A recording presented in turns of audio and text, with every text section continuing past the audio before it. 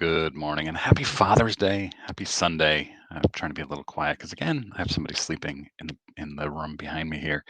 Um, yeah, this is my clearing the bases episode. Every Sunday morning, I do an episode where I cover everything that I found interesting in the past week, and either it didn't rise to the level of its own video, or I didn't have time to cover it. So we're gonna jump right in. But I do want to just say Happy Father's Day to all out there, especially my father, who often watches my videos and was a big collector when he was a kid. He went off to college in 1969, and his mother, through my grandmother, threw away all of his cards while he was away. Common story, uh, but my dad instilled the love of collecting in me, so I appreciate that. Let's jump in. This is probably going to be a short one, I'm thinking. Didn't have a whole lot this past week, so let's see.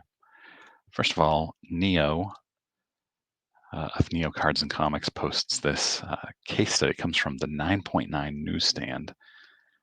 I don't do Marvel. I don't understand any of it, so bear with me here. But this is something that any of us can understand. CGC 10 of this same card sold for 3,000. CGC 10, same card, sold for almost 9,000. So 3x within a week of each other. One on June 14th, one on June 6th. As a collector, which would you rather have? And I actually have a story for you coming up this coming week of a card that I just bought in a CGC slab for, I don't know, a third the cost. Well, yeah, basically the same thing, a third the cost. And what I'm going to do with it, and what my next steps are, I will post that video once I receive the card. Make sure you're subscribed. Yeah, I mean, CGC is a great company. Their slabs just don't have the value the PSA does. So you know you're getting a legit card, and you know the grading is tough there. So the 10, boy, that is an awesome deal for one third the price. Speaking of CGC, their head grader, Andy Broom, says this. So apparently, and I don't know anything about this Smitty's Ice Cream Shoeless Joe card.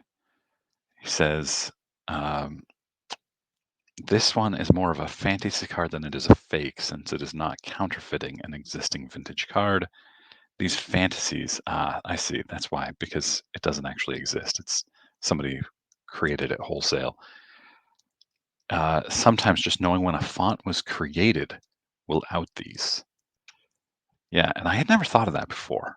Like, if you're the grader and you know when, first of all, what is this specific font and in what year was it created, it's easy for you to say, well, this can't be 100 years old, 110 years old, whatever they're claiming it to be, because this font was created in 1984 or whatever.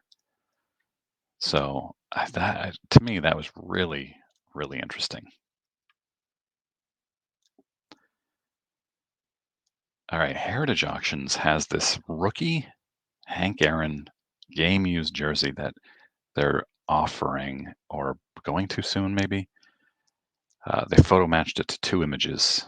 And it's apparently autographed right there. Best wishes, Hank Aaron.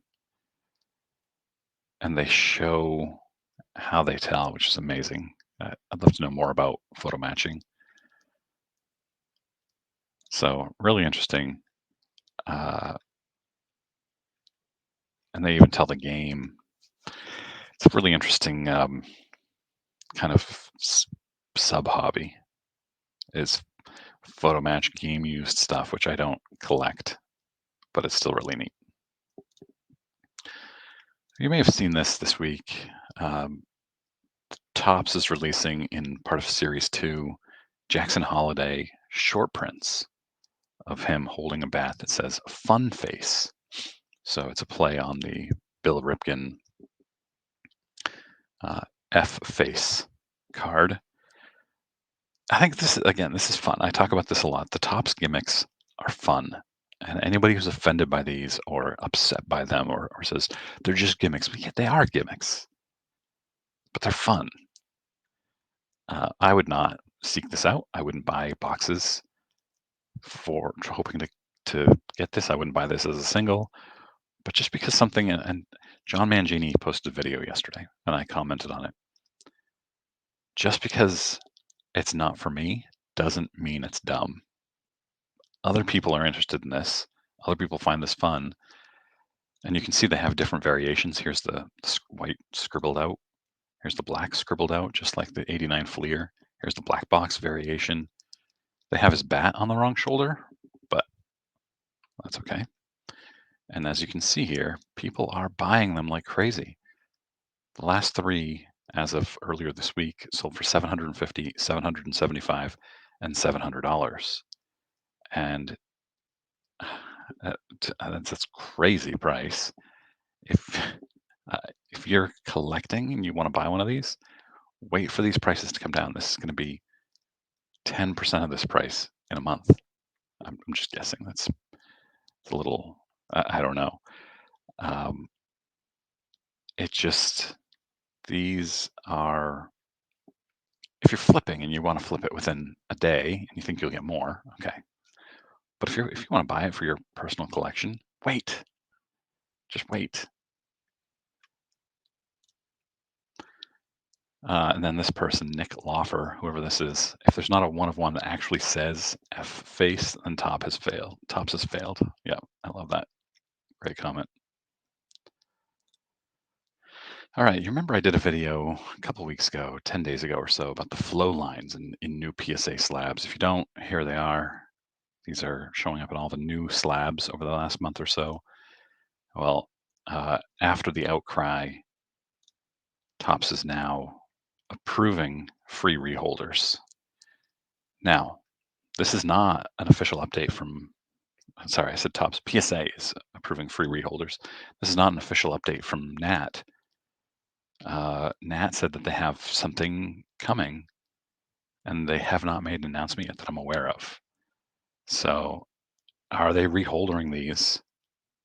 One of the things that they said in one of the customer service emails that I highlighted is we can reholder this, but it'll probably still have the same problem. So have they fixed it and they just haven't made an announcement? And that's why they're willing to do a free reholder? I don't know. this this eBay message. Your auction very much devalued this card. You suck. What is wrong with people? It didn't devalue the card. It discovered the true value. If you have a buy it now and nobody's buying it, then your price is not the value.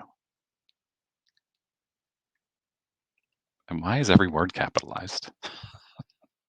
That's just me being petty. Okay, here we have Jacob Paxton and Jason Bowling. I've highlighted both of these guys in recent weeks. They stole the $2 million in cards from the hotel, the Best Western, next to the Strongsville show. They have been indicted. And here's where I think this is interesting. They were charged with aggravated theft of $1.5 million or more and tampering with evidence. And remember, we're still missing the T204 Ramley Walter Johnson and the play ball Ted Williams cards. Is the tampering with evidence because these two jokers cracked them out of the slabs? That's my speculation.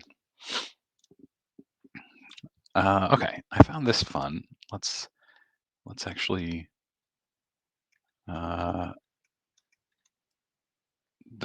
these sneakers, first of all, were the sneakers that Michael Jordan was wearing on October 29th, 1985, when he broke his foot.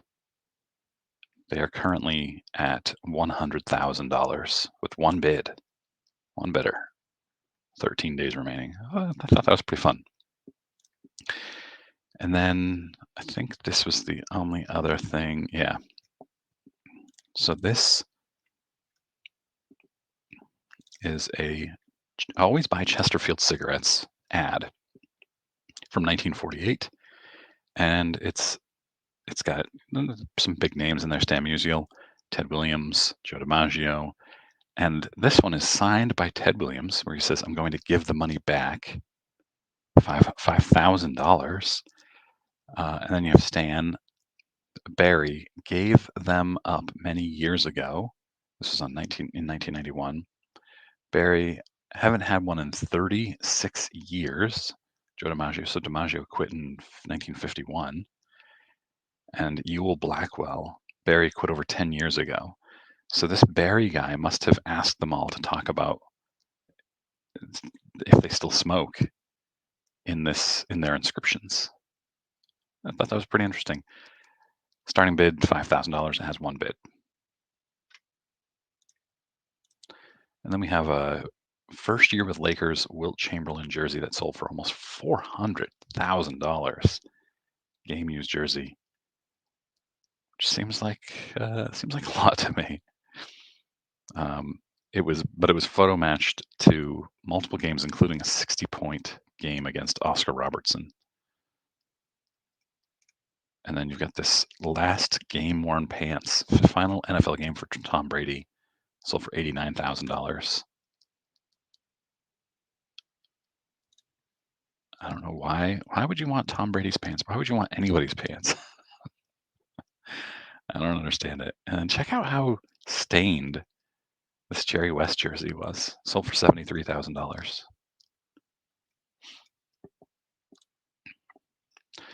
Remember the city employee who used city credit cards to buy sports $250,000 in sports cards? He somehow avoided jail time. He did it for 5 years without being caught. He'll spend 1 year on work release, 2 years on probation, and serve 100 hours of community service, and he has to pay the money back. PWCC was purchased by Fanatics, I don't know. Oh, it says right here, 13 months ago. They are rebranding. They're eliminating the name PWCC, or they're sunsetting it, as corporate people say. The name PWCC, and they're going to call it Fanatics Collect. And a lot of people speculated that Fanatics would eliminate the PWCC name. It comes tinged with some negativity, bad reputation. There's a lot there. And so a lot of people said, well, they're probably going to rebrand it Fanatics something. And so here it is. They're also entering into a new partnership with Sotheby's, where they'll collaborate on card auctions for cards worth more than $1,000. Starting with this big boy, 1948 Leaf, 48-49, Jackie, expected to sell for 300 grand or so. And then, so Will Stern of Collect says could be a game changer. Peer-to-peer trading for formerly known as PWCC could be a game changer, especially if it's a step further using data to recommend trades proactively and matching. And he's right. That would be awesome. I have never done trades. Well, I've done one trade. I'm not a big trader. But this type of thing could be really interesting. You put your cards in and put in what you're interested in, and it makes recommendations to you. I think that'd be fun. Lastly, I was on Wax Pack Hero. No confusion with me, Junk Wax Hero. Mike Sommer did an amazing interview. He asked some killer questions. I will try to put this in the description to this video, so you can click in and listen. It's a podcast for now. I think he's releasing it as a video soon, but for now it's a podcast. So go and listen to that. All right, guys. Thanks very much for watching. As always, I hope you have an awesome Sunday, a great Father's Day if you are one or have one, and we will see you maybe tomorrow.